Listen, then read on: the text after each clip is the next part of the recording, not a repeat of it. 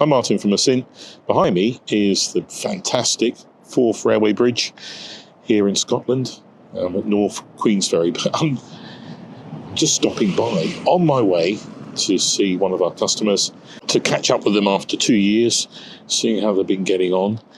That company is Revive Eco, and their business is going from strength to strength. Lots of exciting stuff happening, so I pop in, catch up with them and see what's happening. Hope you enjoy the video. I'm back with the guys at Revive Eco, the founders, Scott and Fergus, and really just an update. 2 years ago, I visited to find out what was happening and how they were utilising some of our equipment to develop new technologies to actually recycle coffee grounds and do something useful with them. But we're on 2 years further, a lot's happened, and I'm excited to find out a little bit more from the guys. So maybe for those that haven't seen the previous video, that I'll put a link above, just in case. People that haven't seen that video in the past, can you just fill us in on what Revive Eco is all about, what you've done so far? Yeah, absolutely. So, I'm Scott, and Fergus and I are the co-founders of Revive. We founded the company just after graduating from university, and the focus of the company is all around circularity and trying to develop new, novel green processes that can valorize and extract value and extend the lifespan of waste, but also replace a lot of the sort of virgin ingredients that are used in a range of different industries like skincare and food and drink. So over the last couple of years, we've been focused on looking at used coffee grounds and exploring different ways that we can extract value from this material.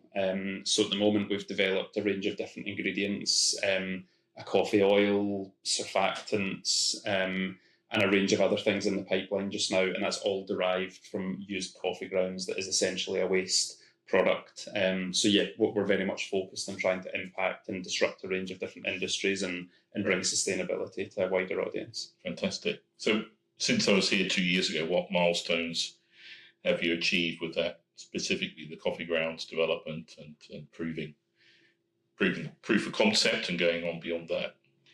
I would say the key things over the last 12 months have really been around sort of scale up and commercialization. The last time we spoke, we were still very much at the kind of R&D early stage. So we're kind of now at the point where we're kind of ready to bring these products to the market and really start to commercialize things. So the first sort of step in that process is scaling up our process. So we've been working from our 20-litre reactor, which Asynt very kindly provided for us. But to sort of move into the skincare market, which is our main target market, we really need to show that we can scale our process. So to do that, we're working with a company actually based in France called Piver. And they have the kind of capabilities to allow us to take our process from a lab scale up to an industrial scale. So that's a really exciting step for us. We've already now completed the tech transfer, with the next step being moving into it's a 3,000 litre reactor, so quite a substantial step up from where we are now. And as Scott said, we also have some ingredients ready to launch to the market: our coffee oil, some surfactants and emulsifiers that are pretty much ready to go now. But what we want is to have the kind of scale of the capabilities behind us to manufacture more than we currently have before we properly launch to the market. Yes. But it is, a very, very exciting stage for us. It sort of feels like we're moving from, I guess, almost the kind of university stage of the company's life into almost like adulthood. Yes. And we actually have to start doing this. It's a really exciting time. So you mentioned you pretty much, the oils are proven, it's just getting that scale. So how have you been getting the story out there? Have you been at trade shows or anything like that to let companies know that you're developing these things, exciting new ways of providing oils that are much more environmentally friendly, recycled? Yeah, absolutely. So we've kind of ramped up our sort of marketing efforts a bit, because we weren't kind of doing a whole lot of outbound marketing. So kind of like social media, I guess like email pushes, just to try and get, I guess, the word out there a bit more. But yeah, we've now started attending sort of major industry trade shows, which has been a big step for us. So the biggest one was in cosmetics in Paris in April. So there was a few of us from the team went out there, and we had a stand as part of the UK pavilion. The feedback was like absolutely fantastic. There was all of the biggest cosmetic manufacturers, distributors, formulators were all there. We had our kind of suite of different ingredients and products there to showcase, and the feedback was brilliant, and the kind of engagement and the sort of leads that we've got on the back of that's been great. And I think it was the kind of, almost the kind of acknowledgement from the industry that I think has helped us kind of move forward. It's shown that everything we've been developing, the industry wants and needs just now. So yeah, we're incredibly excited to kind of ramp up manufacturing and be able to get more ingredients and products in people's hands. Sounds very good. As soon as possible. Yeah. In the last 2 years, you've raised more capital, which has helped you get out there and prove that scale, prove the production ability of this, get to the trade shows. But over the next 12 months and onwards, what are the plans for growth and going beyond? Yeah, so our kind of, I guess, long-term plan is to license the process that we've developed. So the kind of plan over the next 12 months is essentially getting things in place to allow us to hopefully start licensing in the future. Okay. So a lot of that is proving that the process works, proving that there's a market for the outputs, and proving, to be honest, the logistics side of the business. I think a lot of people maybe discount how complicated the logistics side of the circular economy is, because with a standard chemical or chemistry process, you're just buying in raw materials and they come in when you need them. Whereas regardless of what our sort of outputs are, we are getting coffee every month. People aren't drinking enough coffee. Exactly. Or if the coffee drops off, our output drops off as well. So the logistics side of things is really important for us to prove as well. So all of that over the next sort of 12 months should all hopefully come together. We're starting to work with a large chemical manufacturer down in England that we hope will be that first kind of licensee or that first partner.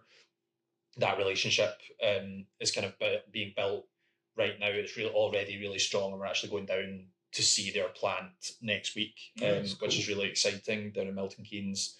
But yeah, the kind of the next 12 months is all about proving the business model and the technology works, and that there is a market for the output, which we are all confident that all of that will absolutely work. Yes. But we still need to actually do it at an industrial scale over the next 12 months. Just a question beyond what you were saying about the licensing and technology out there. What IP have you secured? Have you managed to secure technology IP for your process? Yeah, so we now actually have a patent for our extraction process that's been granted in the UK, which was a huge, really exciting step for us. And we've also now filed that same patent in a dozen countries around the world, and are just kind of working through that process at the moment. We kind of see ourselves as becoming a bit of a kind of IP generation company through licensing. So once we kind of scale up the coffee extraction process and start licensing it out, this lab here will then be already working on the next process, whether that be on a different food waste or agricultural waste or another type of waste stream, to produce a new circular process that hopefully we can patent and scale up and license as well. So you've obviously got some more ideas out there. Is there anything you've started working on yet? Yeah, absolutely. So we've kind of continued the R&D, looking at what more we can do with the coffee grounds as a raw material, and there's some really kind of exciting additional extracts that we can, I guess, kind of pull out from that. But we've also now started looking at other waste streams as well, because we don't want to just only look at coffee. We want to show that our novel process can be applied to other waste streams from the food sector, which is really exciting. And Don will be able to give you a much more kind of in-depth breakdown of kind of what we're up to in the lab from that point of view. Let's go and see Dawn. Let's do it. Fantastic. I'm now in the laboratory with Dawn, and got a few questions for Dawn, find out how they're getting on. So where are you now with your journey in coffee oil? So the last time we spoke, we had submitted a patent application for the spent coffee ground extraction process. The patent has now been granted in the UK. We have submitted other applications internationally as well. We were also in the process of scaling up the spent coffee ground extraction into the 20-litre reactor. We now have quite a solid understanding of the process at this scale. We have successfully tech transferred the process to our scale-up partner, and we are planning a pilot run later this year, which will be on approximately a 3,000 litre scale. So this is our reactor setup. We have already scaled our spent coffee ground extraction process into this reactor. The extraction process is now with our scale-up partner and will be going into a 3,000 litre vessel later this year. We have also developed our surfactant process, which has also been scaled up into this reactor setup. We're still in quite early development stages for the oat extraction. However, this has not yet been scaled up into the reactor, but we will be looking to do this later this year.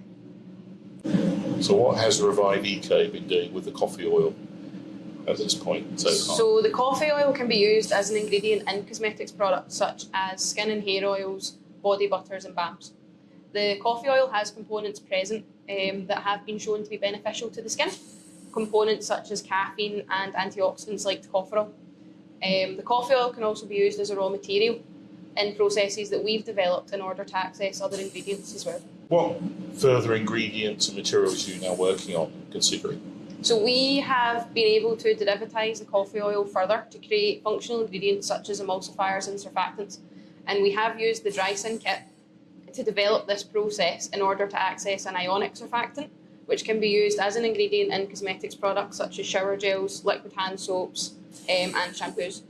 We have been able to scale the process up into the reactor as well, so we've been able to use the condensing apparatus for the reflux part of this process. We also look at trialling all the ingredients that we manufacture in formulations of our own in order to prove the functionality and the usability of the novel ingredients that we create. So one of the questions I was thinking of from a couple of years ago was, of course, you're extracting oils and materials from the coffee grounds. What happens to the spent material at the end of that process? So we try and keep our process as circular and closed as possible. So any waste that we produce, we try and reuse where we can. So the coffee grounds that we produce, I guess, from our process can actually be used as an exfoliant in cosmetics products as well. So we've developed a whipped coffee scrub, and we're also looking at developing a drier coffee scrub as final product formulations, which use the coffee grounds as an exfoliant. We're also looking at other components that might be left in the coffee grounds post-extraction, so components such as protein content, in order to valorise the waste stream further. So what new team members have you got now? What's your plans for the future? So from the last time we spoke, we've got 2 new team members. Kirsten has joined the technical team, and her background very much focuses on biotechnology. We also have Melissa, who has joined the operations side of the company, and she's very much focusing on project management side of the business. We're also looking to recruit for other roles in the coming months as well.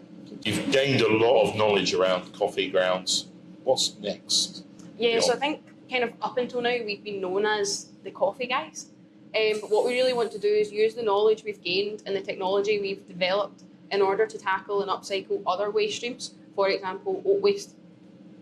So with the new oat extraction and the surfactants, how are you developing those at the moment? So we're actually using the Asynt apparatus to develop these processes. We can actually go and have a look just now if you want. Sounds good plan to me. So now we're at the fume hood. I can talk you through some of the things we have on. We have our oat extraction development work here on the right hand side. We're just looking at changing different parameters of the extraction and seeing how this affects the output material. On the left we also have our anionic surfactant process. Now this has been scaled up into the reactor, however we're looking at making the process a bit more efficient. For both of these projects we are using the Asynt apparatus from Asynt. The Asynt is really, really good in a lab setting. It's a lot better than oil baths. It's a lot cleaner. and you have much better heat efficiency as well for your reactions. Just before we finish here in the laboratory, Dawn has kindly offered to let me smell some of the finished products. So we have some of the whipped coffee scrubs here that we've developed. We use the coffee grounds post-extraction in these coffee scrubs as an exfoliant. What's quite good about using the defatted grounds is that they are almost scentless. So when we choose an aroma for the coffee scrub, it doesn't necessarily have to match coffee. So the first one I have here does actually match coffee, so it's a mint coffee scrub. Oh, I can smell both. Yes. It's quite a gentle fragrance. Quite isn't it? refreshing. Not too. And we also have an orange one here as well, so these can be quite... Okay. Oh, I like that one. I quite fancy one of those chocolate oranges now. And we've also looked more at Christmas scents as well, so this one's more of a sort of spicy aroma to it. Oh yes, it's like a Christmas candle, isn't it? Sort of smell. And this one will hopefully remind you of gingerbread men.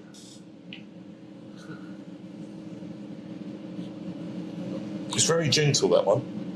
But yeah, I can smell that ginger sort of flavour coming through. Not that you want to eat it. A big thank you to the guys at Revive Eco. It's a fascinating business, and I hope you enjoyed this video. If you did, please subscribe to the Asynt YouTube channel, and we'll see you again very soon. Bye-bye.